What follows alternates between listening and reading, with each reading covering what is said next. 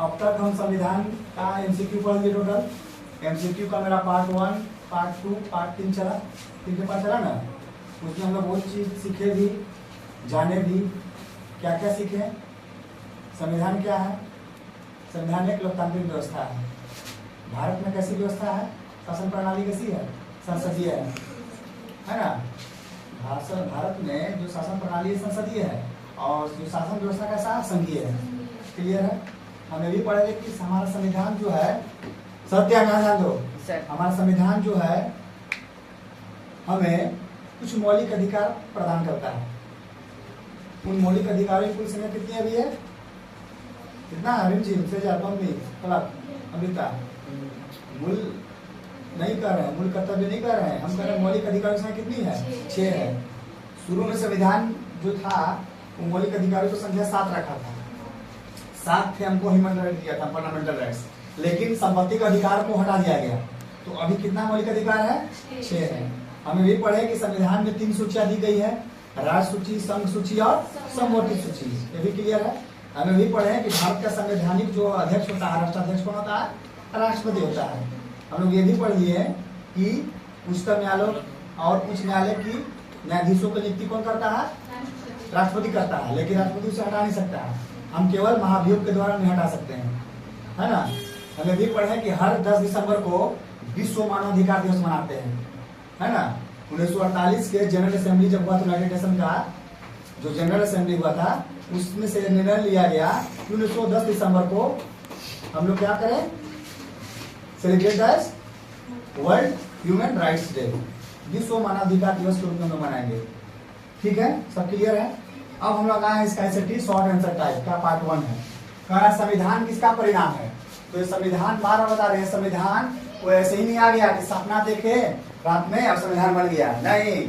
ये संविधान जो है हमारे भारत में बहुत सारे बुद्धिजीवी वर्गों का अथक परिश्रम, अपना दिन रात का मेहनत, यानी कह सकते हो कई वर्षों के संघर्ष, आंदोलन और राष्ट्रीय चिंतन का यह परिणाम है। क्या? संविधान। इसको क्या हम लोग बोलते हैं? संविधान बोलते हैं, है ना। ये हमारे बुद्धिजीवी वर्ग जो थे उनका अथक प्रयास था, सालों वर्ष का, कई वर्ष का संघर्ष था, आंदोलन था, उसी का परिणाम ये है। आगे देखिए, क्वेश्चन सेकंड है, भारत के राष्ट्रवादी नेताओं ने क्या विचार किया था? तो भारत के राष्ट्रवादी नेताओं ने यही विचार किया था कि भारत में जो भारत में स्वरूप होना चाहिए वो क्या होना चाहिए?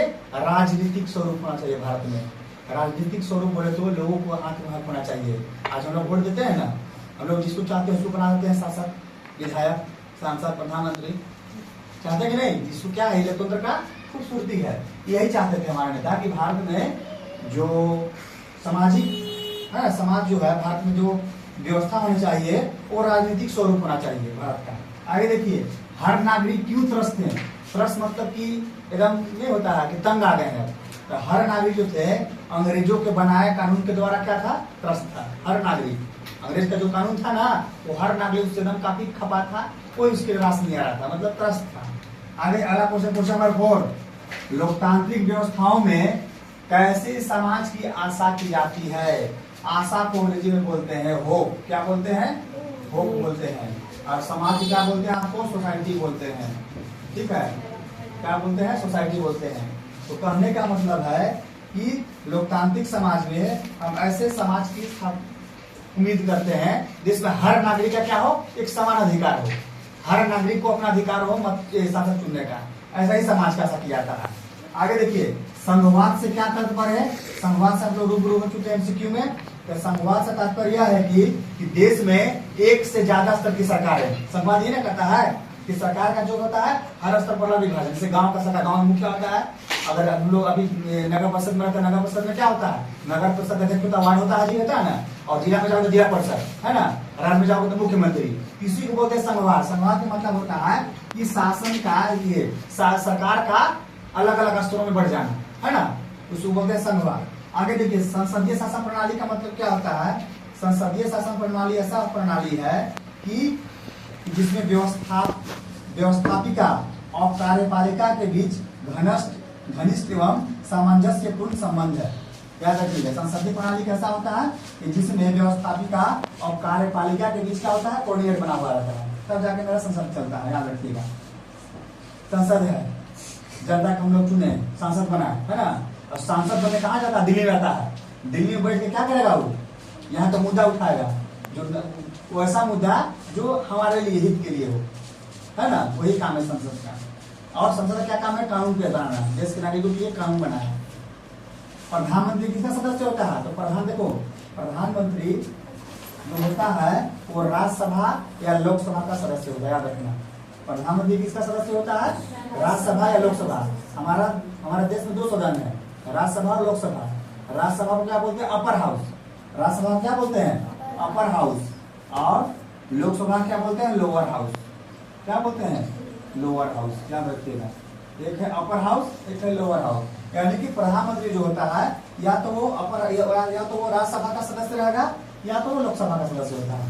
आगे देखिए, संविधान के कौन से भाग में मौलिक अधिकारों का वर्णन किया गया है? मौलिक अधिकार, दैट मीन्स फंडामेंटल राइट्स, वैसा अधिकार जो हर नागरिक के पास है, सबके पास है वो अधिकार, है ना। तो किसमें चर्चा किया गया है? ये संविधान के भाग 3 में अनुच्छेद 12 से 30 तक एवं 32 से 35 में इन अधिकारों का जिक्र किया गया है, याद रखिएगा। अनुच्छेद मतलब आर्टिकल। भारत के संविधान में कैसी व्यवस्था की गई है? तो भारत के संविधान में कैसी व्यवस्था की गई है? तो भारत के संविधान में ऐसा व्यवस्था किया गया है कि जिस संविधान के तहत सबका क्या हो?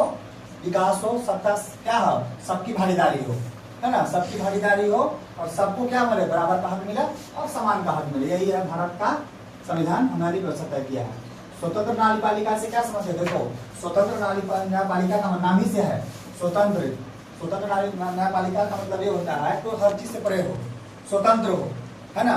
जज अगर किसी के बंधन में रहेगा तो क्या वो फैसला ले पाएगा? नहीं ले पाएगा। इसलिए स्वतंत्र न्यायपालिका ऐसा होता है जो क्या होता है? सबसे परे होता है, याद रखिएगा। स्वतंत्र न्यायपालिका एक ऐसी संस्था है जो क्या होता है? वो सभी संस्था से ऊपर होता है, याद समझ गए।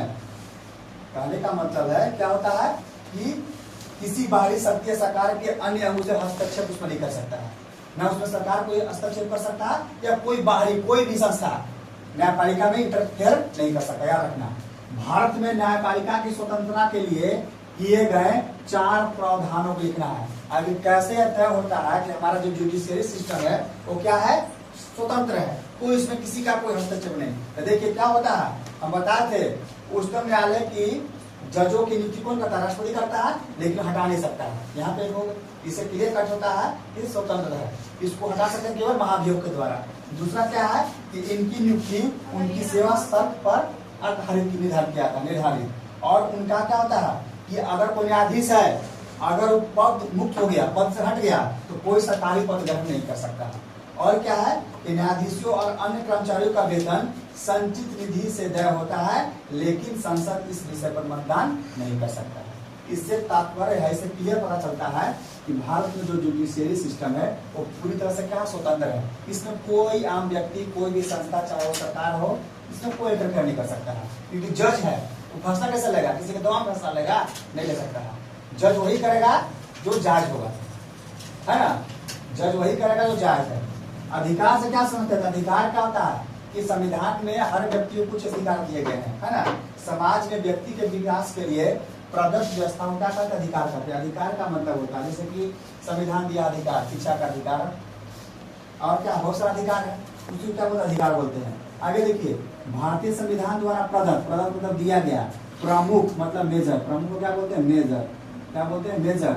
मौलिक अधिकारों को लिखे। देखिए संविधान को सबको पता हो चुका है कि संविधान में भी 6 मौलिक अधिकार है। कौन कौन प्रमुख है मौलिक अधिकार? देखिए, पहला है समानता का अधिकार, है ना, राइट टू इक्वलिटी, स्वतंत्रता का अधिकार, राइट टू इंडिपेंडेंट, शोषण के विरुद्ध अधिकार, right to exploitation against, right to revolt against exploitation बोलते हैं, धार्मिक स्वतंत्रता का अधिकार, right to independence of religious activity या रिलीजियस इंडिपेंडेंस, सांस्कृतिक एवं और शैक्षणिक अधिकार। सांस्कृतिक मतलब क्या हो सकते हैं?